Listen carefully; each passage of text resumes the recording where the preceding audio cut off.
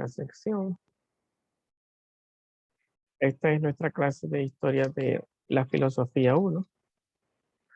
En esta asignatura, cuando se habla de historia de la filosofía 1, se está hablando de la filosofía antigua, propiamente hablando. Hablar de la filosofía antigua es hablar de la filosofía griega.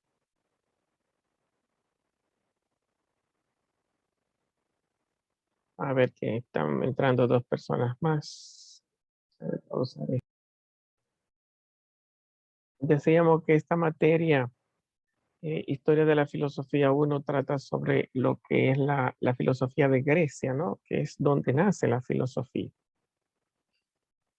Si uno se hace la pregunta, ¿cuáles son los filósofos más importantes de la Edad Antigua? Todo el mundo lo ha oído, por lo menos porque suenan mucho. En ese orden, Sócrates, Platón y Aristóteles. Aristóteles es el mayor. Y está Sócrates y Platón, de alguna forma son como los 3 grandes, se llaman los áticos porque son de Atenas. Después de ello, después de Aristóteles, viene lo que se llama la decadencia de la filosofía. Y antes de ello, tenemos los presocráticos, ¿no? Los filósofos presocráticos, que significa antes de Sócrates. Podríamos hablar de que la presocrática se divide en 2 partes. La que está más cerca de los áticos. Recuerden que los áticos son Sócrates, Platón y Aristóteles. La que está más cerca de ellos son los sofistas. Y antes de los sofistas, entonces hay varios grupos. Es lo que le llamamos la primera presocrática. Primera presocrática sería antes de los sofistas y segunda presocrática serían los sofistas. En la primera presocrática podemos hablar de varios grupos, corrientes o escuelas, depende cómo se le quiera llamar, grupos filosóficos, corrientes filosóficas o escuela, aunque nunca fueron escuelas, nunca fueron grupos, fueron como tendencias de pensamiento.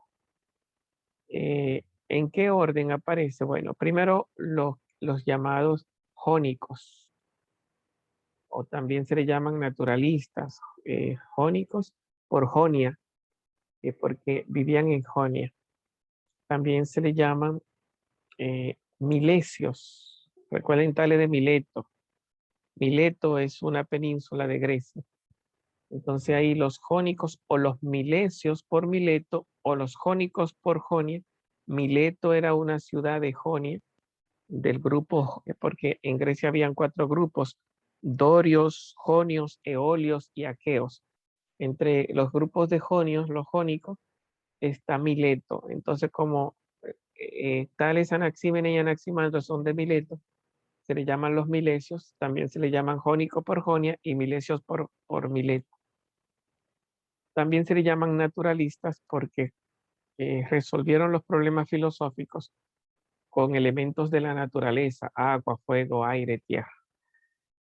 Entonces, son los primeros, ¿verdad? Los jonios, naturalistas o milesios. Después de ello, aparecen los números, ¿verdad? El querer explicar el mundo, el universo, ya no con elementos de que todo es agua, todo es fuego, todo es tierra, sino que Pitágoras y los pitagóricos intentaron explicar el universo con números, de manera numérica, que eso ha tenido una historia muy fuerte. Descartes, los filósofos de la ciencia, los mismos empiristas van a querer rescatar un mundo a la luz de los números, y todavía hoy la física cuántica quiere rescatar el universo a la luz de los números. Bueno, entonces los primeros fueron los pitagóricos, que veían número en todas las cosas. Bueno, entonces tenemos que primero eran los jónicos, naturalistas o milesios, y segundo grupo eran los pitagóricos. Después de los pitagóricos, viene otro grupo llamado los mecanicistas. Aunque tengamos una sola persona, a Heráclito, que decía todo se mueve, todo fluye, todo cambia. es como el movimiento, es lo que se llama mecanicismo, ¿verdad? Eh, la mecánica, igual que lo que se llama es propiamente dinámico la mecánica, ¿verdad? Entonces, cuando se habla de mecanicismo, se está hablando de movimiento.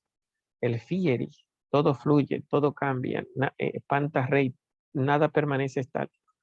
Entonces, primero tenemos aquellos que quieren explicar el mundo desde los elementos únicos.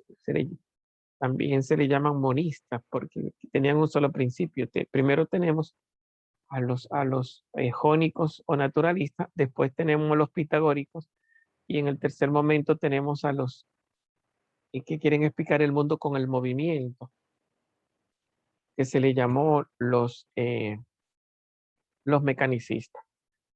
Bueno, una vez terminamos con los mecanicistas, el grupo nuevo que entra se llaman los eh, eleatas. Ahí encontramos a Genófanes, y Parménides será el gran pensador de los eleatas, que va a cambiar la historia de la filosofía en antes de Parménides y después de Parménides. Y tenemos a Zenón con Z, ¿no? Zenón de Elea. Forman otro grupo que ya van a trabajar con el concepto de ser, van a cambiar la historia de la filosofía. Los primeros serían con elementos, agua, fuego, aire y tierra. Los, los, eh, los jónicos o naturalistas. Los segundos serán con números, Pitágoras, todo en número. Los terceros serán con movimiento. La raíz del ser es el moverse, todo se mueve, todo cambia, todo fluye. Los, los cuartos que hemos visto son los eleatas, la palabrita ser, que nunca se va a salir del concepto de filosofía. Todos los filósofos van a trabajar ya para... Bueno, entonces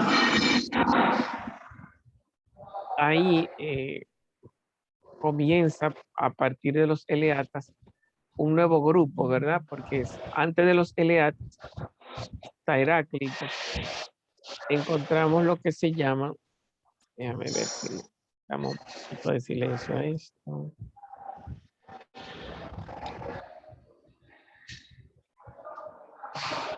Antes de Buenos los días, eleatas, maestro. sí.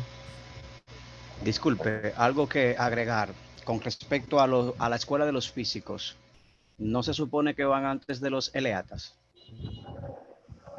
Dame un minuto, Álvaro.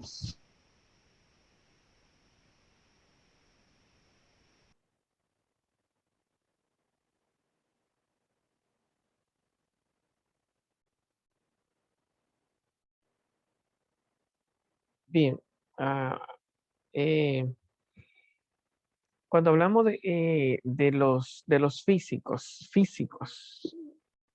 yo supongo que hablar de los físicos es hablar de lo que se llama los mecanicistas. Es lo mismo, porque fisis en ese momento, fisis es movimiento, es hablar de Heráclito y hablar de, bueno, sí, Heráclito, todo cambia, todo se mueve. Si uno quisiera verlo, todos los anteriores a Heráclito también hablan de movimiento, ¿verdad? Eh, los, los, los jónicos hablan del movimiento eterno, los pitagóricos también hablan de la respiración cósmica, eh, y Heráclito vive hablando de que todo fluye y todo cambia. Hablar de fisis es hablar de cambio, es hablar de movimiento. Cuando hablamos, es otra forma digamos, de división o de clasificación, porque cuando hablamos de que todo está estático y todo, nada cambia, entonces entran los eleatas en contra de Heráclito y antes de Heráclito, pero podría ser una mirada divisoria de la antigüedad. Eh, mm, yo prefiero la división que se llama racionalismo y irracionalismo, ¿no? Antes de Heráclito se habla de una filosofía irracionalista, en el sentido de que al final, si el movimiento es la raíz de todas las cosas, Entonces hay una falta, un romper la lógica. Hay quienes han querido justificar y hablar de la dialéctica. Y a partir de los eleatas se comienza a hablar de lógica, de racionalismo, una forma, los principios de la lógica, el principio de identidad contra el principio de contradicción, comienza como a ser explicativa toda la realidad del mundo, del universo, de la filosofía. Bueno, ya después que una vez salimos de Parménides, se podría hablar de otra división. Antes de Parménides se puede hablar de los monistas y después de Parménides se puede hablar de los pluralistas. O más exactamente, si uno no quiere entrar y hablar de los monistas porque es forzado, más bien se comienza a hablar ya de los pluralistas, ya después de los eleatas. ¿Quiénes son los pluralistas? Aquellos que ponen más de un solo principio. Hay tres grupos de pluralismo.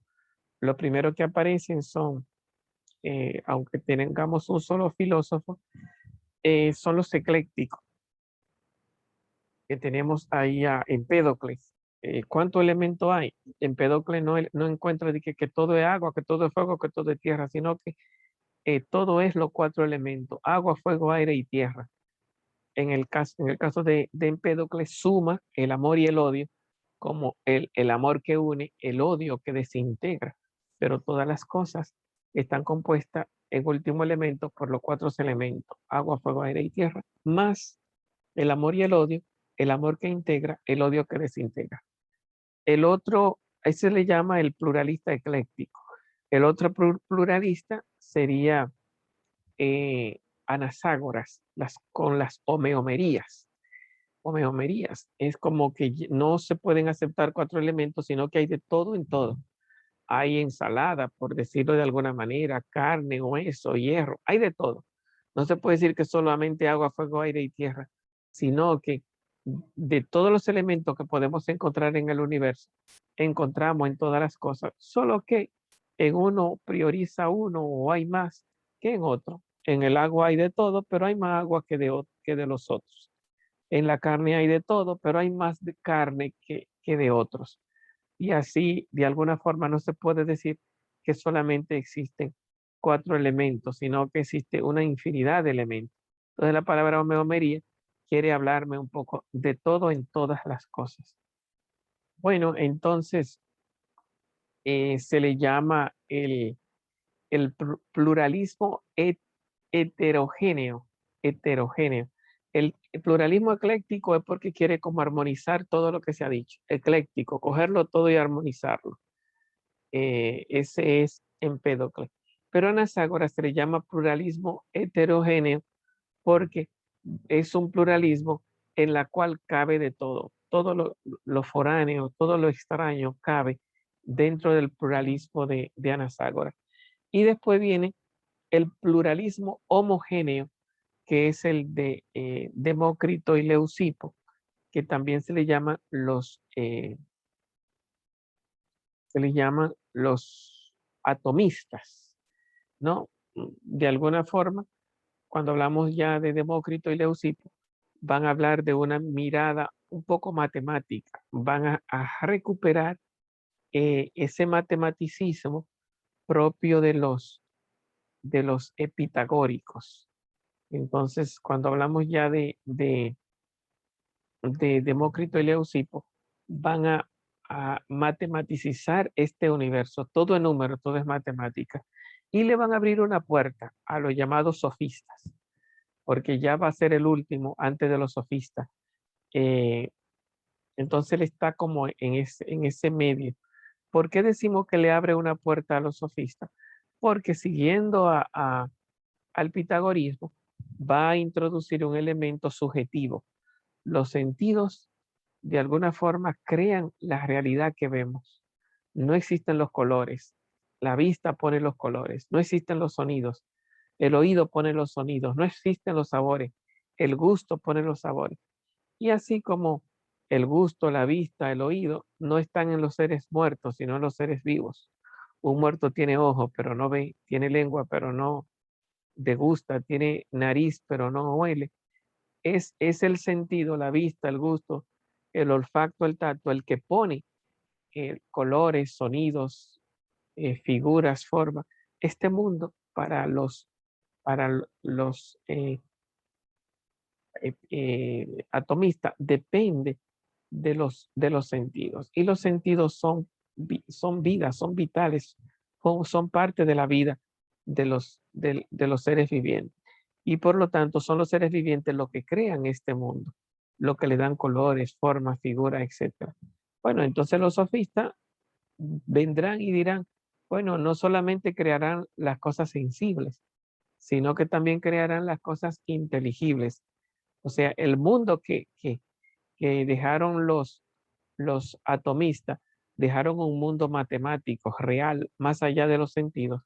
Ya vendrá los sofistas, eh, Protágora, y dirá, homo mesura, el hombre es la medida de todas las cosas. No hay nada matemático en el universo. La matemática también está en los matemáticos, son los filósofos los que ponen la realidad. Y en ese sentido van a crear una especie de protoidealismo, ¿verdad? La sofística es el hombre, las cosas son porque las pensamos. Es el hombre, es el filósofo quien crea el mundo no existe, existe el hombre y el hombre es quien crea el mundo. Las cosas son como las pensamos, el ser no existe, pero todo esto será bajo lo que ellos le van a llamar el principio de contradicción, que que fue Heráclito quien lo introdujo en la filosofía. El ser no es, el no ser es. Entonces, los sofistas, en base al principio de contradicción, van a crear lo que se llama una nueva filosofía, donde el hombre es quien piensa y crea.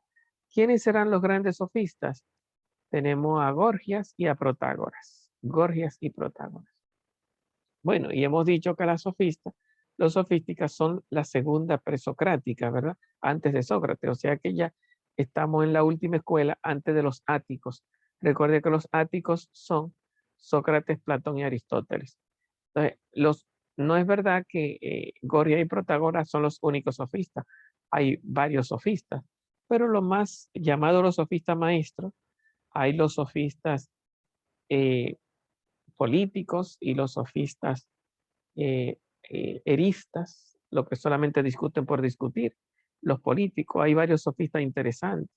Antifonte, hay, no recuerdo, hay uno de Elis, muy interesante. Hay varios sofistas, pero los más sonados, los llamados sofistas, También. ¿cómo es? Pía de Elis. Repíteme lo que no logro entender. Déjeme ver, a ver qué tal. ¿Me escucha bien? Sí, dime. Hipías de Elis también, que está Hipias, dentro de sí. esa nomenclatura Gracias, de los sofistas gracias, de Sócrates. gracias. Sí, gracias. Era a quien buscaba, Hipias, Hipias de Elis. Entonces, que de alguna forma también, junto con Antifonte, eh, crean un aporte, de alguna forma, humanístico a la historia de la filosofía. Bueno, entonces, después de los sofistas, viene lo que se llaman los áticos, ¿no? Contra los sofistas. La filosofía ática es una filosofía antisofística. Primero Sócrates, después Platón y por último Aristóteles, que será como la más alta cima de esta filosofía antigua. Bueno, y terminado Aristóteles, pues entonces viene lo que se llama la filosofía de decadencia. Ya en la filosofía de decadencia viene lo que se llama las escuelas socráticas menores, porque la escuela socrática mayor es la de la academia de Platón y el liceo de Aristóteles. Son las grandes escuelas socráticas mayores. Se llaman socráticas porque son hijas de Sócrates. Y después, aunque Aristóteles también es hijo de Platón. Entonces, las escuelas socráticas mayores son la academia, especialmente la de Platón, y después el liceo, que es hijo de Platón, que es la escuela aristotélica. Después van como levantando fuerza las escuelas socráticas menores, Las dos que van a ser más imponentes como evolución de las escuelas socráticas menores serán eh, la estoa griega, el estoicismo, y el epicureísmo. Serán ya los más sonados antes de que termine lo que se llama la Edad Antigua. Y ahí, de manera sufragánea, pues estarán por ahí escondiditas algunas escuelas socráticas menores, ahí como están los escépticos, hijos de Sócrates, el escepticismo. Otra escuela socrática menor que aparecerá por ahí será la escuela de Megara, que se van a dedicar un poco a las matemáticas. Eh, la, ¿Cómo se llama? Donde estaba Aristófanes y que se encargaban de buscar la felicidad. Bueno, no recuerdo el nombre, pero ahí están también eh, Los cínicos. los cínicos, ¿sí? Entonces, no recuerdo lo que se van a dedicar como al concepto de la felicidad. Bueno, son como unas 5, ahí ya he mencionado como 3. Entonces ya cuando estemos en ese momento, si es que llegamos, la podremos cubrir un poquito mejor. Bueno, entonces, Está la peripatética también de Aristóteles. sí, aunque eso es aristotelismo, ¿verdad? Eso no es escuela socrática Ujú. menor, que era lo que yo estaba buscando. Es como que los discípulos de Sócrates, de aquellos que estaban en el grupo cuando Sócrates estaba muriendo, muchos de ellos crearon sus propias escuelas y todas se decían socráticas y sin embargo pensaban diferente. Entonces, de alguna forma Sócrates no hizo escuela, pero todos sus discípulos crearon escuela, no todos, sino muchos, crearon escuela de filosofía. Bueno, entonces, hemos visto así como una panorámica. La pregunta que nos hicimos fue, ¿cuáles son los grupos, escuelas, corrientes filosóficas que encontramos en la antigüedad? Y comenzamos allí hablando de los, dentro de la primera presocrática, hablamos de los jónicos, naturalistas o milesios, los pitagóricos en segundo lugar, los eh, mecanicistas en tercer lugar, a los eleatas en cuarto lugar. eh, Después vendrían los pluralistas, que hay 3 tipos de pluralismo. El pluralismo ecléctico, en segundo lugar el heterogéneo y en último lugar el homogéneo. Y después los sofistas. Y después de los sofistas, la filosofía ática, Sócrates, Platón y Aristóteles. Y después de los grandes, Sócrates, los áticos, después de los grandes, entonces viene estoa griega y epicureísmo. Y por último, las escuelas socráticas menores. Este es nuestro programa, ¿no? Esta línea es nuestro programa, porque ya después lo que viene sería la filosofía 2, que sería ya la filosofía medieval, la patrística, la escolástica, la filosofía musulmana. Ok, eso ya es otro mundo. Entonces a nosotros en filosofía 1 nos tocaría un poquito ver como esta panorámica que hemos visto en el día de hoy. ¿Cómo comienza la filosofía? A toda esta filosofía que hemos visto a nivel de esquema en el día de hoy, es lo que se le llama cosmocéntrica. La Edad Media es teocéntrica. Dios es el primer principio, todo viene de Dios y todo termina en Dios. Pero ahora aquí en Grecia, los dioses vienen de los titanes vienen de la tierra. Aquí en filosofía griega, los dioses no, las cosas no dependen de Dios. Los dioses dependen de la tierra y la tierra es agua, fuego, aire y tierra y cosmos, es universo.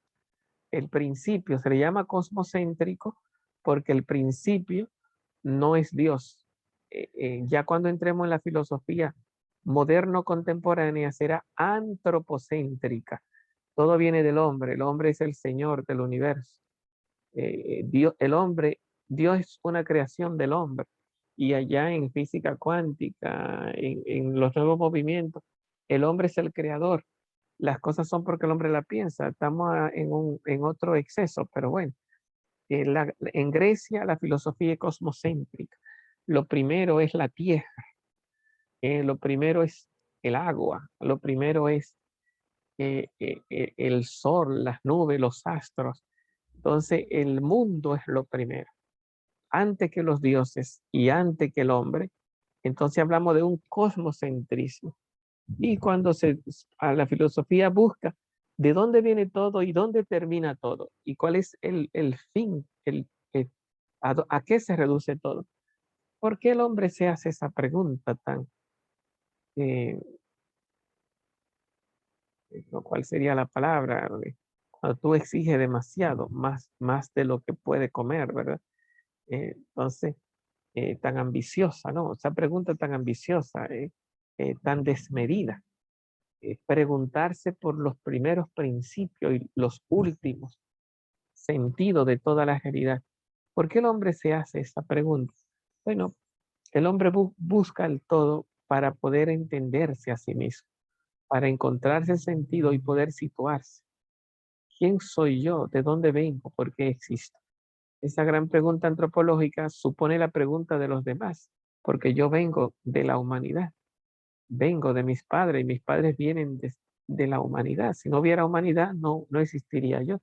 Entonces la pregunta por mí es también la pregunta por qué existimos. Entender la pregunta de por qué existe la humanidad es responder a por qué yo existo. Porque yo no soy una isla, yo no soy solo, yo soy parte del paquete, parte del grupo, como una paloma en el palomar, como una oveja eh, en el enjambre, ¿no? Entonces, responder la pregunta por el hombre, por la humanidad, es responder mi pregunta. ¿Qué es el hombre? ¿De dónde venimos? ¿Qué somos? ¿Por qué existimos? ¿Para qué? Para saber ubicarme y saber cómo vivir mi vida. Porque el ser humano es el único ser que puede equivocarse en la dirección de su vida. Una paloma nunca dejará de vivir en paloma. No le cogerá con ser perro ni ser vaca. Un perro no se equivocará, vivirá una vida perruna. Eso se lo impone el instinto, se lo impone la naturaleza instintiva que lleva por dentro. Los animales no se equivocan, pero el ser humano puede no vivir la vida que le es propia, puede equivocarse. A nosotros nos coge al hombre con ser mujer. En la antigüedad nos cogía a las tribus, que era la tribu del cocodrilo, o la tribu del león, o la tribu de la serpiente. Y hacían los gestos de la serpiente, se vestían con los trajes de los animales y fascinaban y vivían la vida de los animales, tanto en sueño como en sus conductas.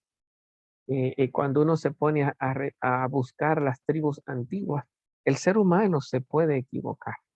El ser humano ha vivido la vida de los dioses, como en el caso de los faraones, y ha vivido la vida de los animales, como en el caso de las tribus antiguas.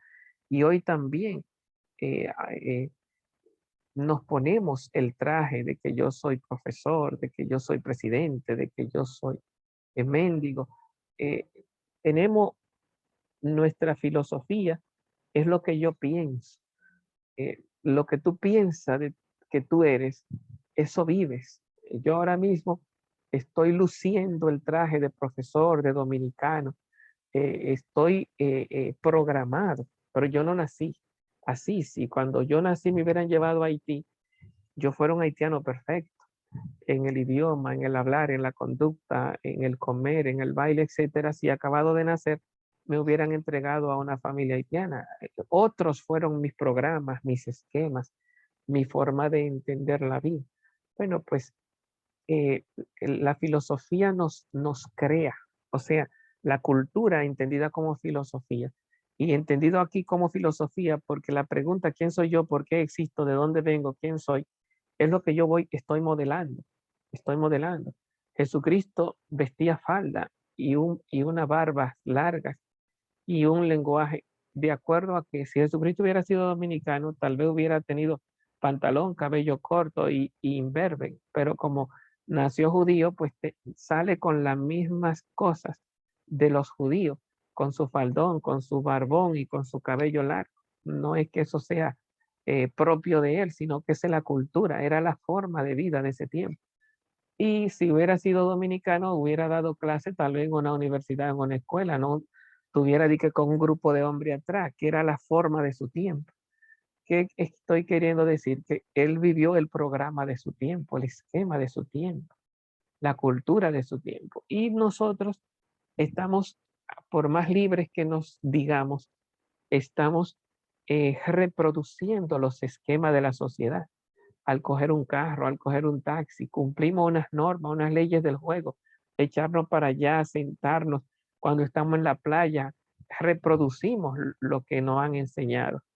eh, Vestir en traje de baño, etcétera. O sea, estamos programados, estamos adaptados, estamos mentalizados a hacer lo que hacemos y hacerlo de la manera que nos han enseñado.